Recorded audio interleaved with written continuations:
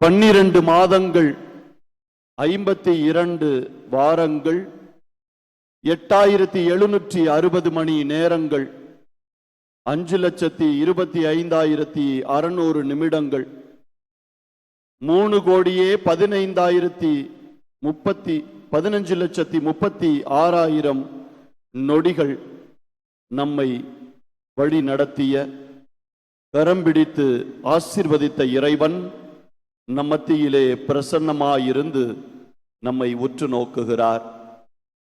நம்முடைய நாவெல்லாம் நன்றி ஏசப்பா, இத்தனை நாட்களாய் எங்களை வழி நடத்தினீரே, இத்தனை ஆண்டுகளாக எங்களை பாதுகாத்தீரே. குறிப்பாக இந்த 2025 ஆண்டை நிறைவு செய்கிற இந்த இறுதி மணித்துளிகளிலே நாங்கள் பயணித்துக் கொண்டிருக்கிறோம்.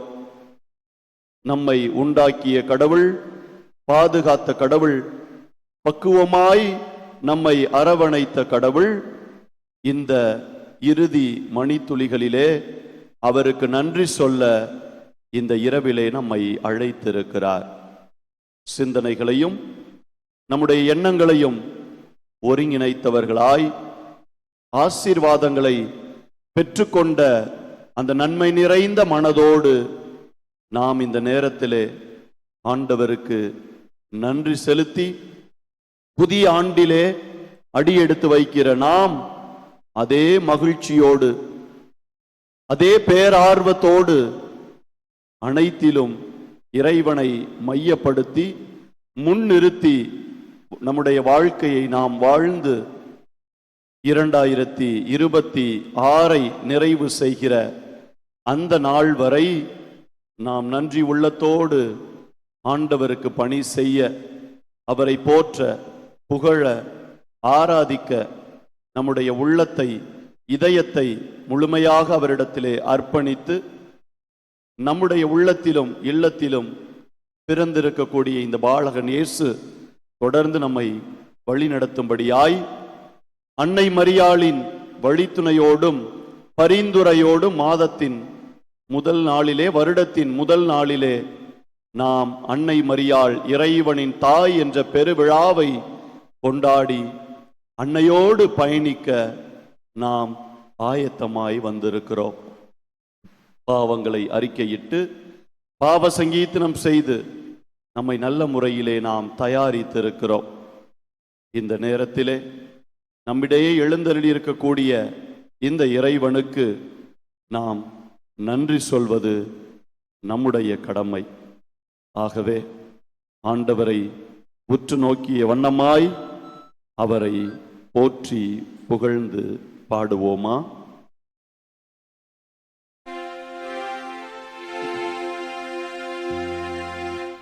சரணாலயம்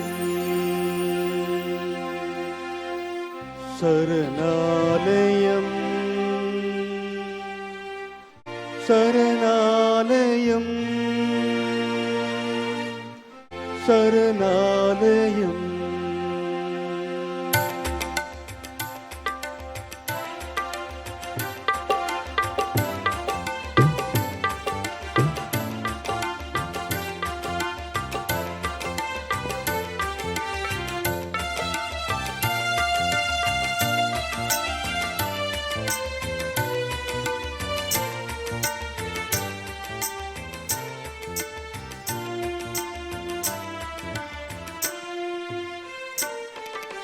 அலைந்திடும் உள்ளம் அமைதியை காண்பது திருவடி சரணாலயம். அலைந்திடும் உள்ளம் அமைதியை காண்பது இயேசுவின் திருவடி சரணாலயம். அன்பினில் வாழ்ந்து துன்புறும் போதும் இயேசுவின் திருவடி சரணாலயம். அன்பினில் வாழ்ந்து துன்புறும் போதும் இயேசுவின் திருவடி சரணாலயம். சரணாலயம் சரணாலயம். இயேசுவின் திருவடி சரணாலயம், இயேசுவின் திருவடி சரணாலயம்.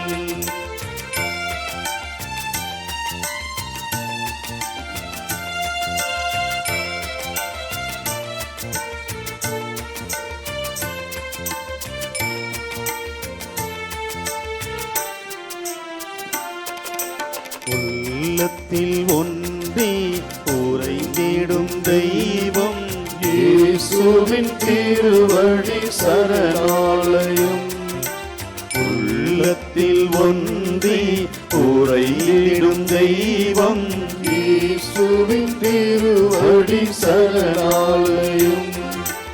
உலகினில் என்றும் நிலையான செல்வம், இயேசுவின் திருவடி சரணாலயம்.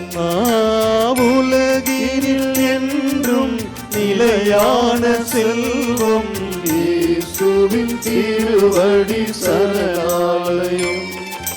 சரணாலயம், சரணாலயம்.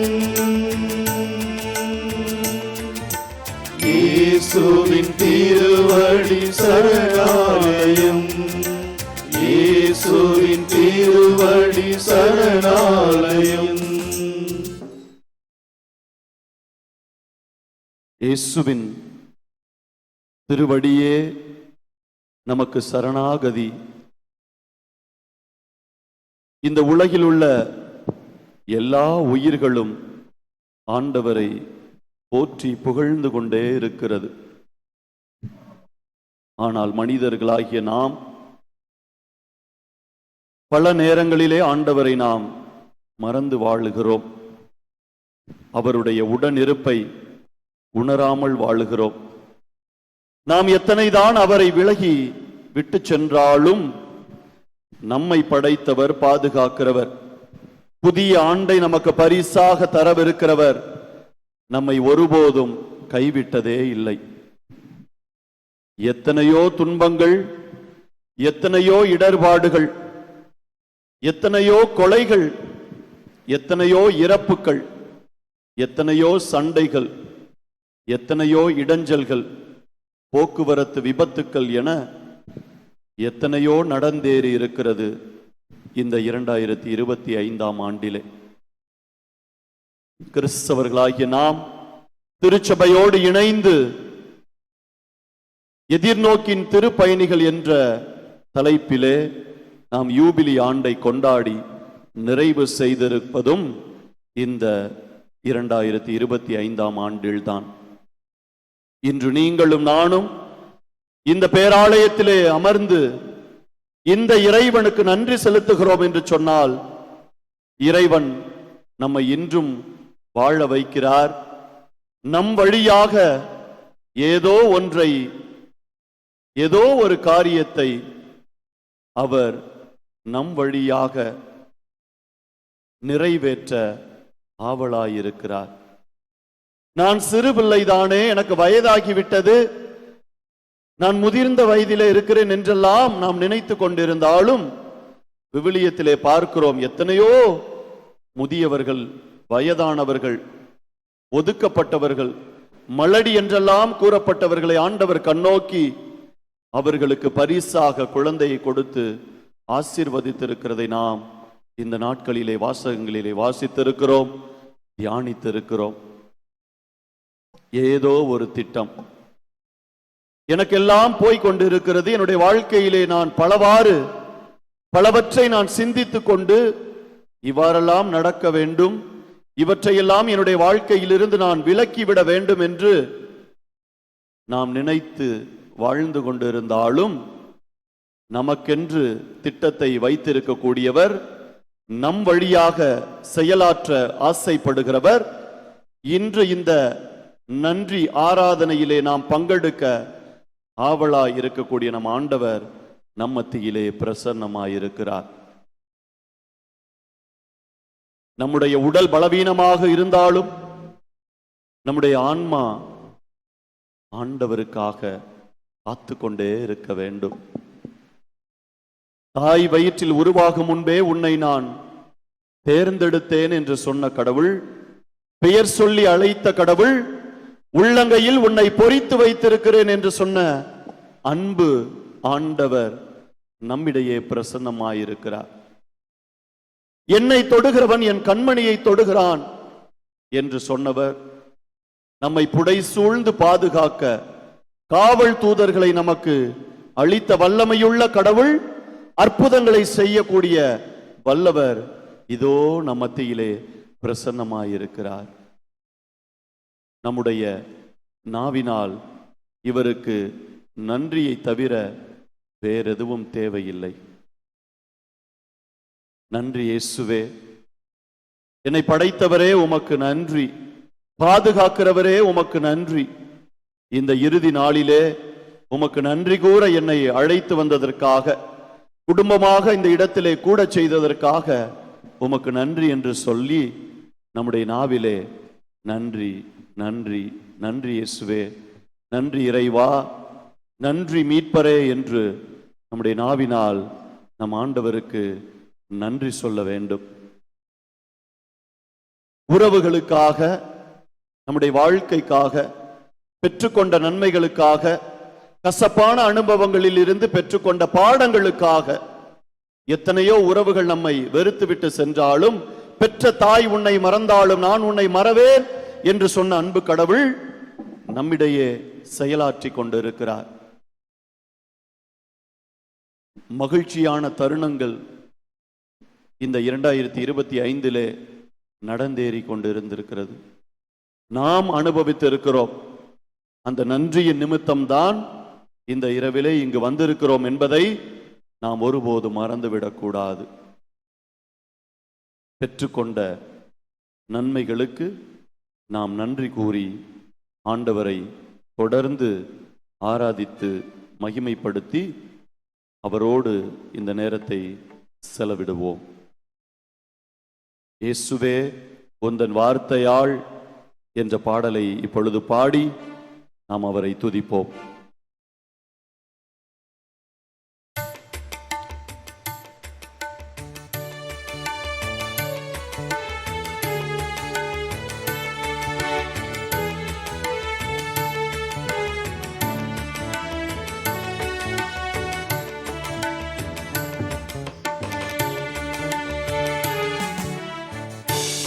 ஆண்டவரை நான் போற்றிடுவேன் என்றும், ஆண்டவரை நான் போற்றிடுவேன்.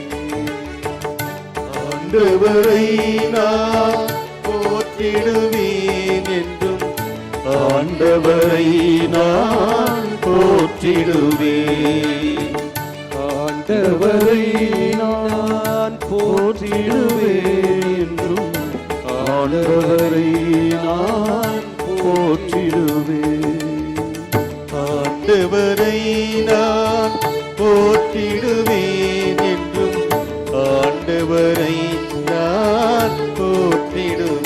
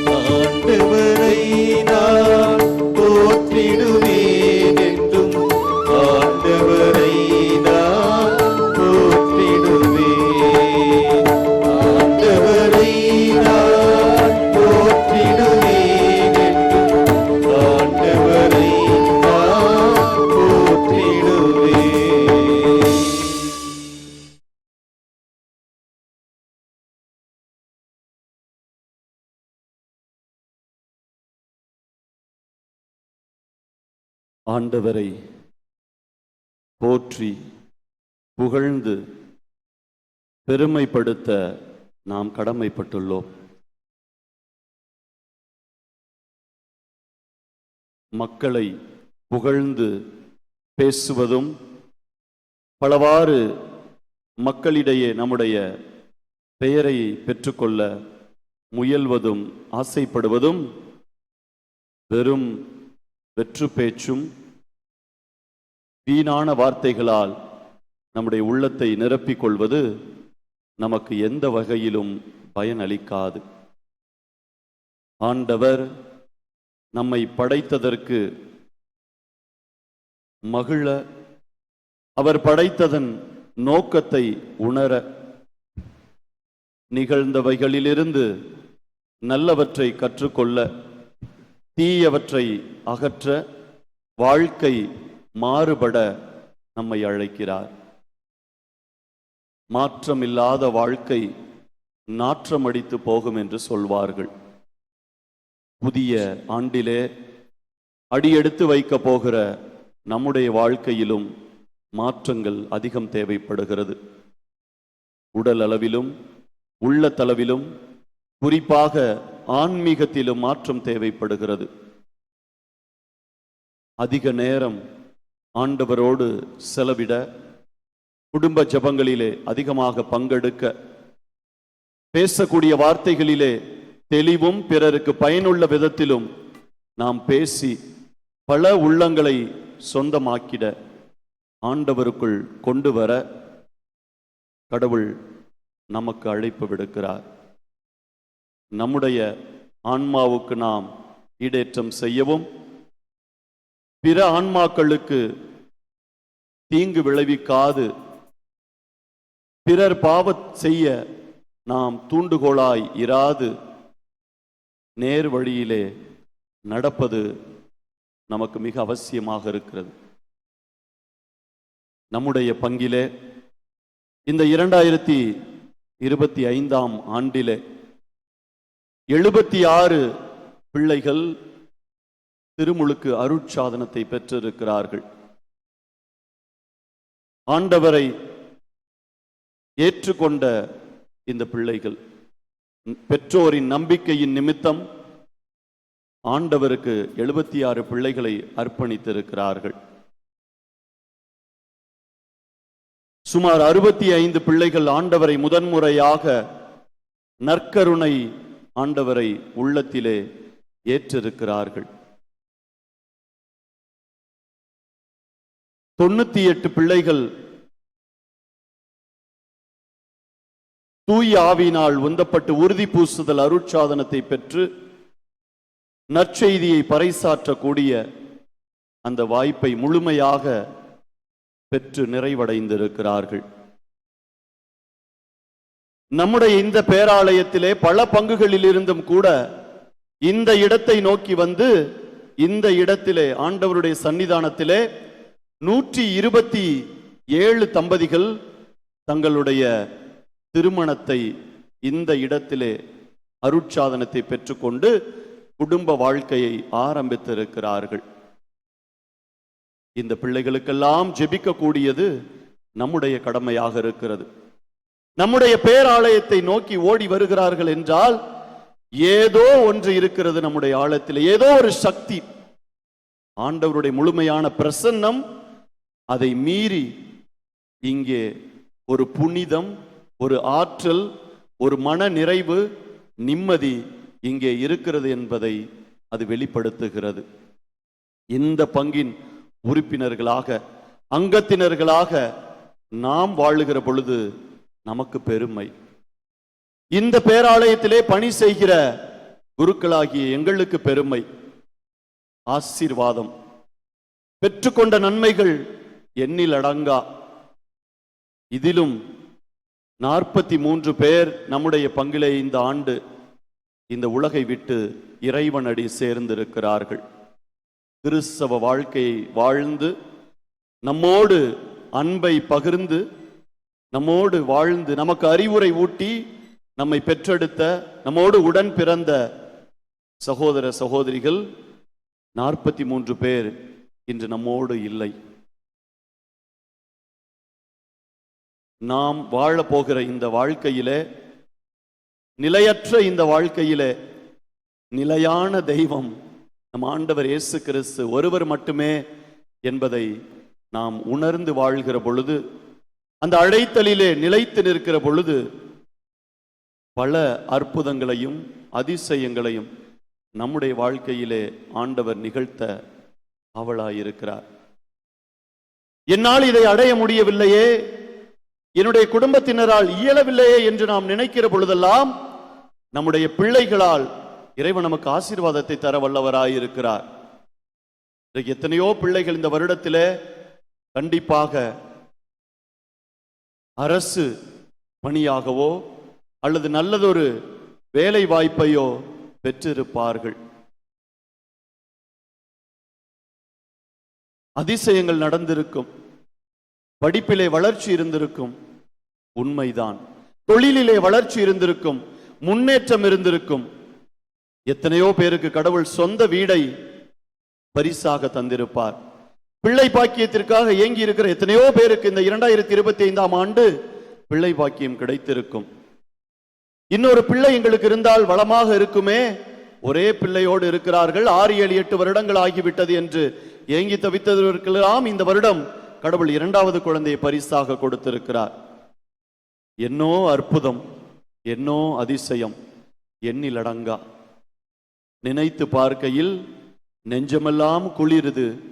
ஆண்டவரை நினைத்து பாடி நாம் நன்றி கூற இந்த நாளிலே இங்கே வந்திருக்கிறோம். பல கசப்பான அனுபவங்கள் இருந்தாலும், பல வேதனைகளிலே நாம் மூழ்கி கிடந்தாலும், புதிய ஆண்டிலே அடியெடுத்து வைக்கக்கூடிய நமக்கு கவலைப்படாதே மகனே மகளே, நான் உன்னோடு இருக்கிறேன் என்று நமக்கு வாக்குத்தத்தம் கொடுக்கிறார் நம் இறைவன். இதுவரை நம்மை வழி நடத்திய கடவுள் இனி கைவிடுவாரோ? விடமாட்டார். ஏதோ ஒரு விருப்பத்திற்காக நம்மை வாழ வைத்துக் கொண்டிருக்கக்கூடிய கடவுள் கண்டிப்பாக நம்மை கைவிட மாட்டார். அந்த கொரோனா காலகட்டத்திலே எத்தனையோ பேர் இறந்து மடிந்து போனார்கள்.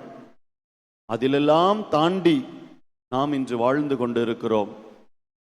நம்மை பயன்படுத்த ஆசைப்படக்கூடிய கடவுளுக்கு நம்மை முழுமையாக அர்ப்பணித்து இந்த இறுதி ஜெபத்திலே நாம் முழுமையாக பங்கெடுத்து நம்முடைய தேவைகள் எல்லாம் ஆண்டவரிடத்திலே நாம் கொட்டுவோம். மனிதர்களிடத்திலே நாம் சொல்கிற பொழுது அது அப்படியே பரவி நம்மை இழிவுபடுத்த, ஏளனப்படுத்த அவர்களுக்கு வாய்ப்பாகிறது. ஆனால் ஆண்டவரிடத்திலே முறையிடுகிற பொழுது, இந்த ஏழை கூவி அழைத்தான், ஆண்டவர் அவனுக்கு செவி சாய்த்தார். யாரெல்லாம் தேவையிலே உழன்று ஏங்கிக் கொண்டிருக்கிறார்களோ அவர்களெல்லாம் ஆண்டவருடைய பாதத்திலே ஏழையாக பார்க்கப்படுகிறார்கள். ஏழையரின் உள்ளத்தோர் பேறு பெற்றோர்.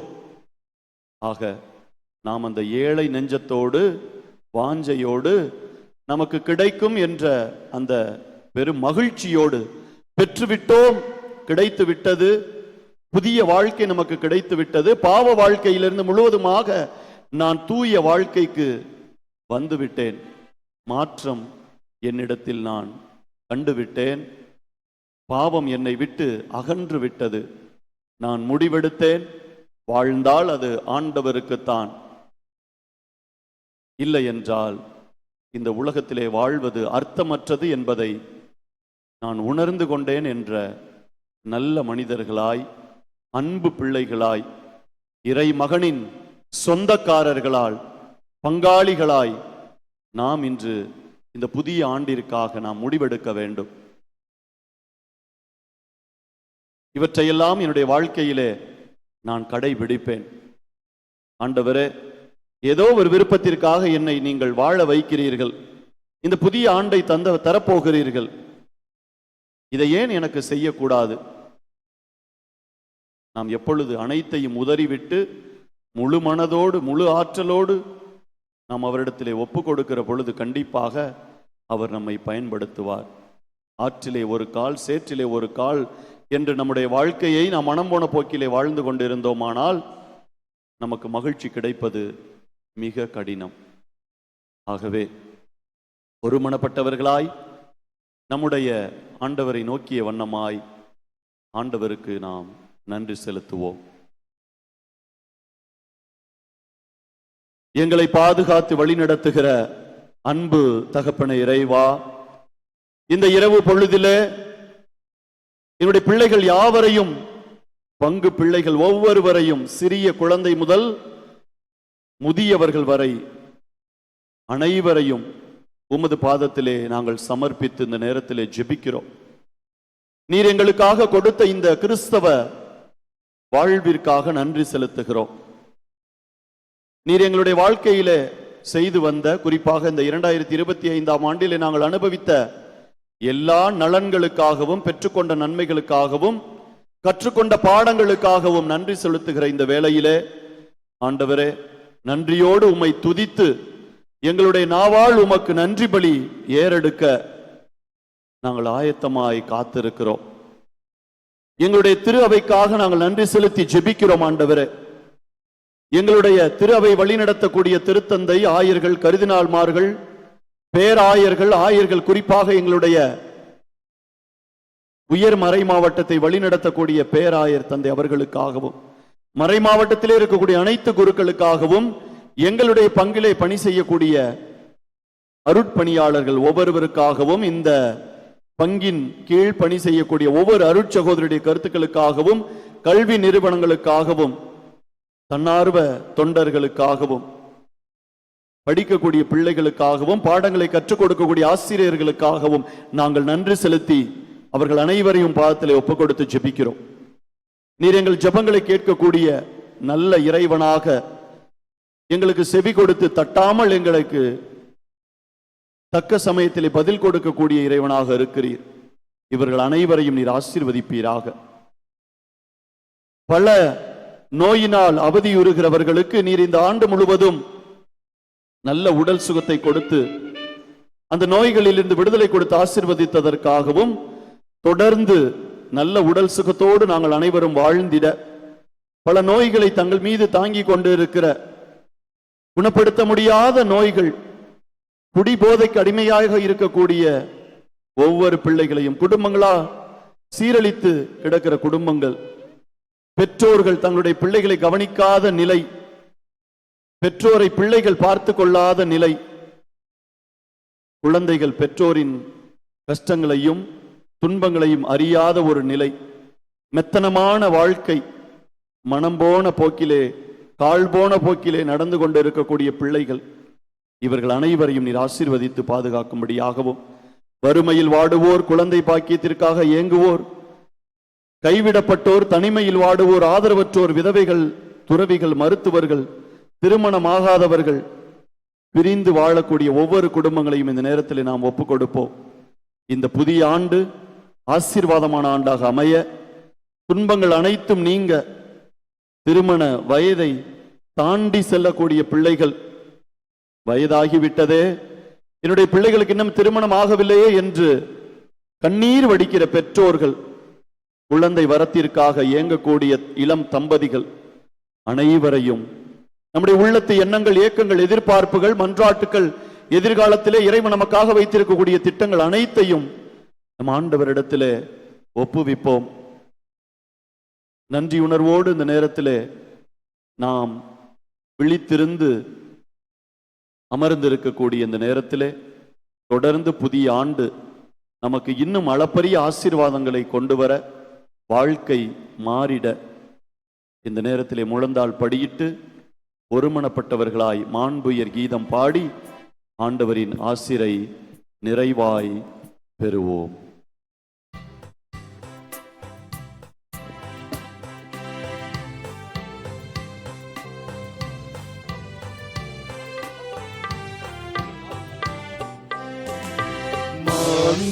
மாண்புயருவரும் சாதனத்தை தாழ்ந்து பணிந்து ஆராதிப்போம்.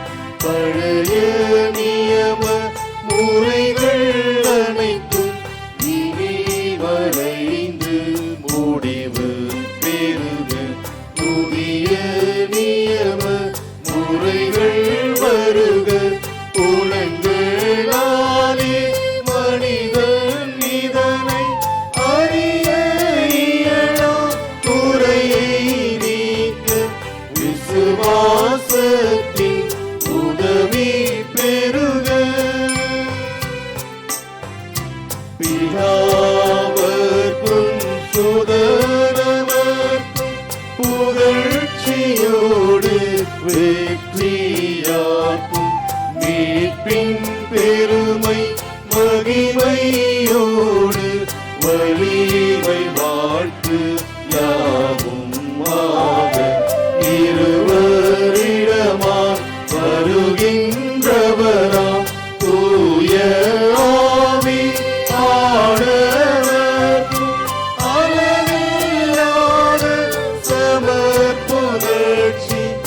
என்றுமே உண்டாக. ஆமென்.